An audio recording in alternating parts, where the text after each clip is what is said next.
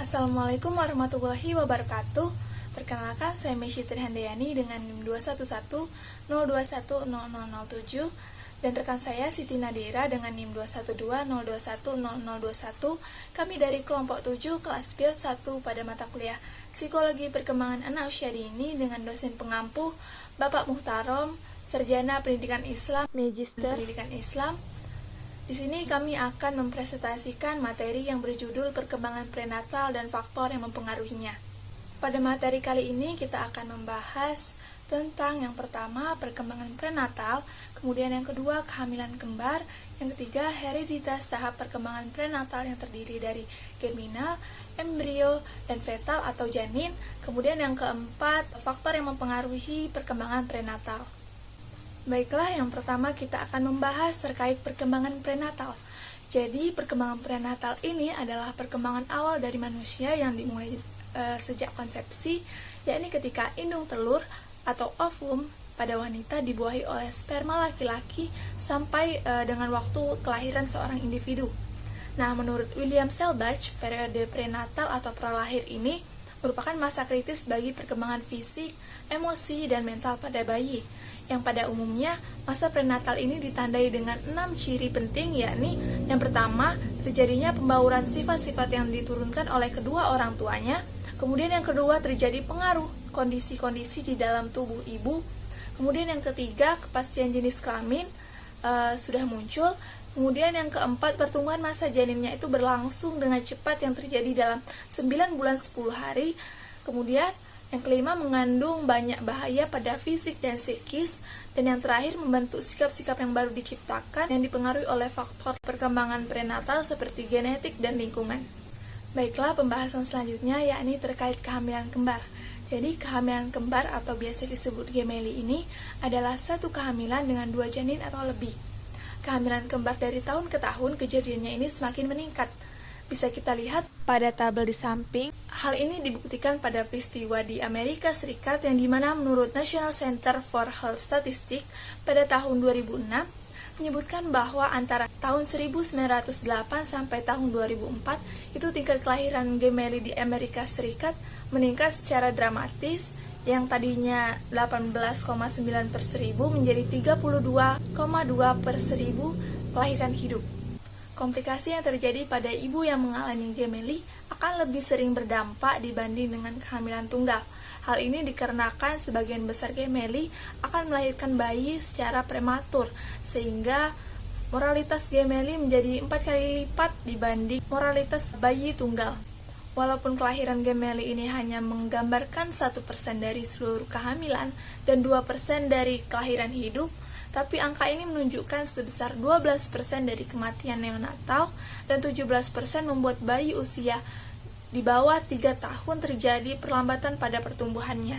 Nah, adapun komplikasi atau resiko yang terjadi pada kehamilan kembar, yakni yang pertama ada preeklamsia. Preeklamsia ini adalah komplikasi kehamilan yang ditandai dengan tekanan darah yang tinggi, adanya protein yang tinggi di dalam urin setelah kehamilan lebih dari 20 minggu, terjadi pembengkakan pada anggota tubuh seperti pada wajah, tangan, kaki, dan mata, serta nyeri perut di bagian atas, mual, dan sesak napas. Kemudian yang kedua ada diabetes gestasional. Diabetes gestasional ini adalah bentuk diabetes pada masa kehamilan akibat tubuh tidak mampu menghasilkan jumlah insulin yang cukup untuk mengatur kadar gula pada tubuh, yang ditandai dengan sering buang air kecil, sering haus, penglihatan kabur, dan sering mengalami infeksi pada kandung kemih. Kemudian yang ketiga ada anemia. Saat ibu sedang mengandung anak kembar, tentunya jumlah zat besi yang dibutuhkan akan lebih banyak sehingga resiko terjadinya anemia ini akan semakin tinggi. Kemudian yang keempat ada twin to twin transfusion syndrome atau TTTS, yang dimana ini adalah kelainan yang menimpa pada bayi kembar identik, yang dimana bayi akan mendapatkan suplai darah dari plasenta yang sama, sehingga akan menyebabkan salah satu bayi mendapatkan pasokan aliran darah yang berlebih dan beresiko menderita gangguan jantung. Sementara bayi yang satunya lagi itu kekurangan pasokan aliran darah. Dan ada juga komplikasi lainnya yang kemungkinan bisa terjadi pada perkembangan prenatal berlangsung. yakni yang pertama ada kemandulan. Kemandulan ini terjadi apabila tidak terjadi pembuahan setelah 1 tahun melakukan hubungan intim secara teratur. Hal ini bisa terjadi karena adanya hambatan seperti sel telur yang dihasilkan oleh ibu itu tidak normal ataupun dari ayah yang kualitas spermanya rendah. Kemudian yang kedua, kehamilan beresiko. Komplikasi ini terjadi karena faktor ibunya yang hamil pada usia 15 tahun ke bawah atau 35 tahun ke atas ataupun faktor dari janinnya itu sendiri. Kemudian yang ketiga ada hamil anggur, yakni hamil yang kondisi rahimnya itu seharusnya sel di dalamnya itu tumbuh menjadi plasenta yang berisi pembuluh darah, tetapi sebaliknya malah membentuk sel muda yang berisi gelembung cairan yang berbentuk seperti buah anggur.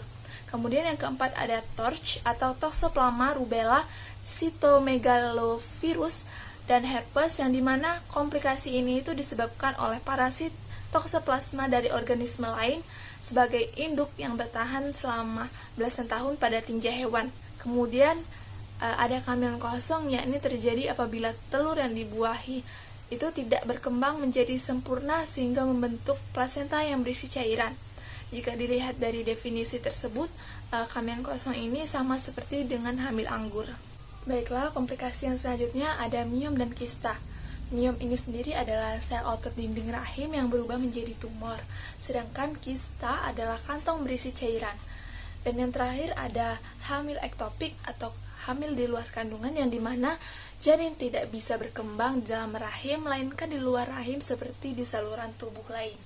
Nah, kehamilan kembar atau gemili ini adalah faktor resiko pada asfiksia yang bisa menyebabkan banyak morbiditas dan mortalitas anak.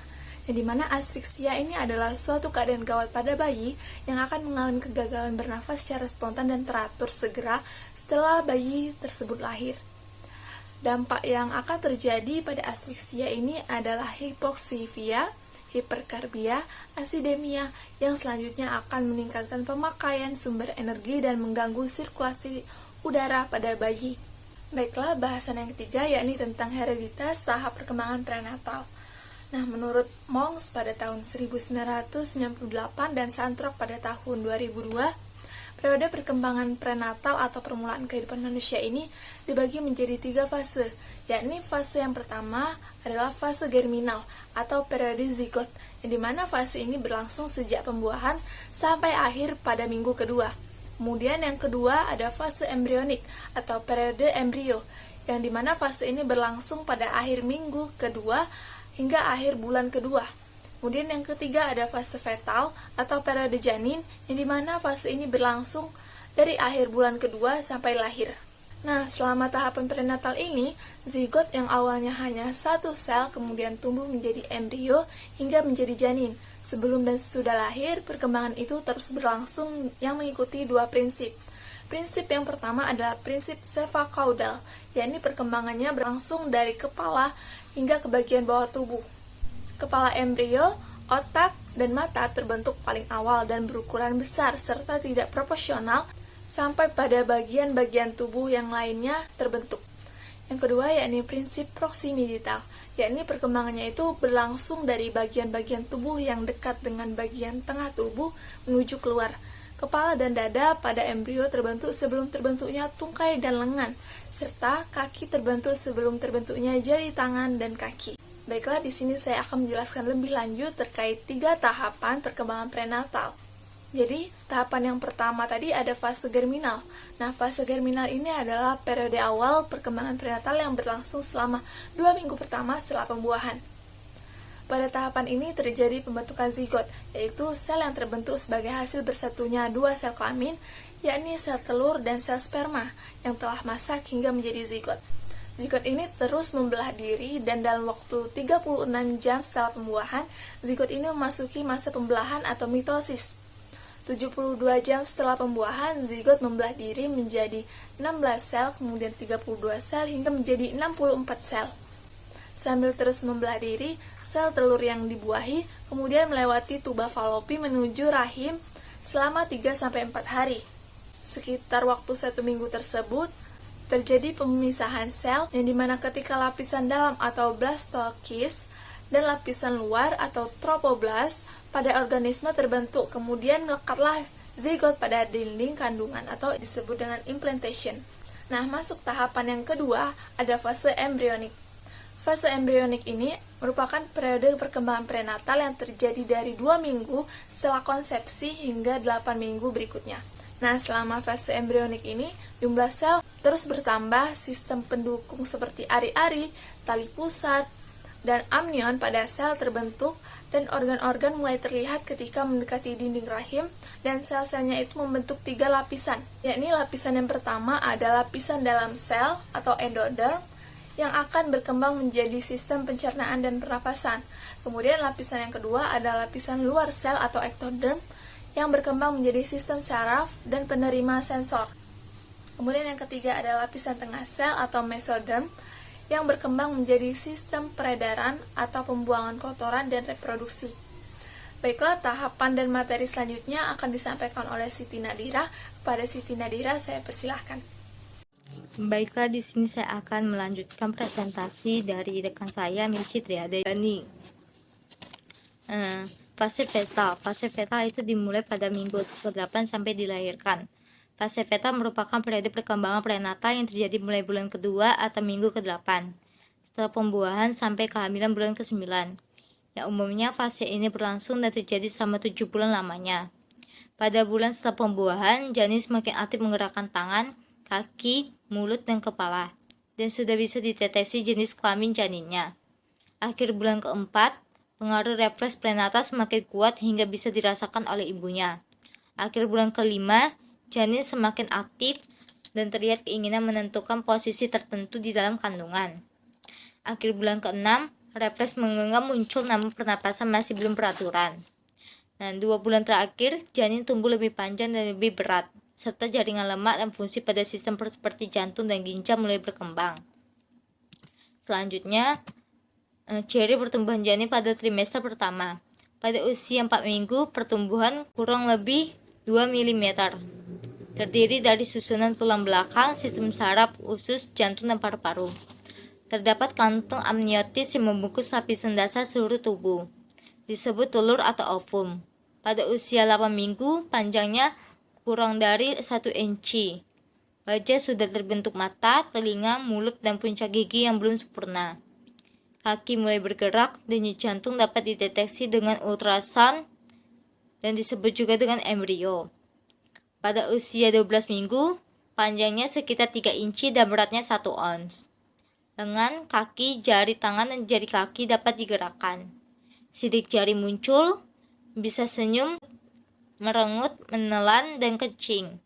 Jenis kelamin bisa dibedakan, disebut juga dengan fetus. Pada usia 16 minggu, panjangnya sekitar 5,5 inci dan beratnya 4 ons. Denyut jantung sudah kuat, kulitnya tipis dan tembus pandang, terdapat rambut halus atau lanugo yang menutupi tubuh, kuku jari pada tangan dan kaki sudah terbentuk, gerakannya terkoordinasi dan bisa berguling di cairan amniotis. Pada usia 20 minggu, panjangnya 10-12 inci dan beratnya 0,5 sampai 1 pon. Denyut jantung bisa didengar dengan stetoskop biasa, mengisap ibu jari, rambut, alis, dan bulu mata muncul. Pada usia 24 minggu, panjangnya 11-14 inci dan beratnya 1-1,5 pon. Kulitnya mengerut dan tertutup dengan lapisan pelindung atau vernis caseosa. Mata sudah terbuka, mekonium berkumpul dan usus besar mampu memegang dengan kuat. Selanjutnya, pada usia 28 minggu, panjangnya 14-17 inci dan beratnya 2,5-3 ons. Lemak tubuh bertambah sangat aktif, muncul gerakan pernapasan yang belum sempurna. Pada usia 32 minggu, panjangnya 16,5-18 inci dan beratnya 4-5 pon. Punya waktu tidur dan bangun, berada dalam posisi lahir, tulang kepala membut dan lentur, zat besi disimpan di dalam hati. Pada usia 36-38 minggu, panjangnya 19 inci dan beratnya 6 pon. Kulit mengerut, terdapat vernis caseosa yang tipis, kurang aktif, memperoleh kekebalan dari ibu. Selanjutnya, ada faktor yang mempengaruhi perkembangan prenatal. faktornya itu dibagi menjadi dua. Satu faktor genetik dan faktor lingkungan. Faktor genetik itu faktor yang berasal dari keturunan keluarga. Sedangkan faktor lingkungan adalah faktor yang dari luar individu, yang berasal dari suatu peristiwa atau pengalaman yang terjadi selama masa kehamilan. Faktor genetik ditinjau dari faktor biologis. Faktor genetik orang tua berpengaruh pada kehamilan, karena kromosom-kromosom yang ada dalam sel ayah dan ibu berisi gen yang saling berpasangan, yang dimana akan menjadi ciri kepribadian anak seperti berpengaruh pada ciri fisik anak, inteligensinya, hingga membuat mental terbelakang atau mental retardation, dan gangguan mental atau mental disorder. Pada faktor genetik ini juga dibagi menjadi dua. Ada faktor ibu dan faktor ayah. Faktor ibu itu maksudnya ibu menjadi kunci utama yang sangat berpengaruh terhadap perkembangan janin, sehingga kondisi fisik dan psikis ibu harus dijaga agar janin bisa berkembang dengan sempurna. Pada faktor ayah memiliki peran penting dalam mengoptimalkan perkembangan janin. Kasih sayang diberikan ayah pada ibu akan membuat kondisi mental ibu menjadi lebih stabil, tenang, dan bahagia. Selain pada ibu, ayah juga berpengaruh pada janin yang dimana ayah memberikan stimulasi, seperti sering mengajak bicara janin dalam kandungan sehingga bisa menenangkan janin, menguatkan ikatan emosional janin dan ayah, dan hal ini memicu perkembangan bahasa bayi. Selanjutnya ada faktor lingkungan.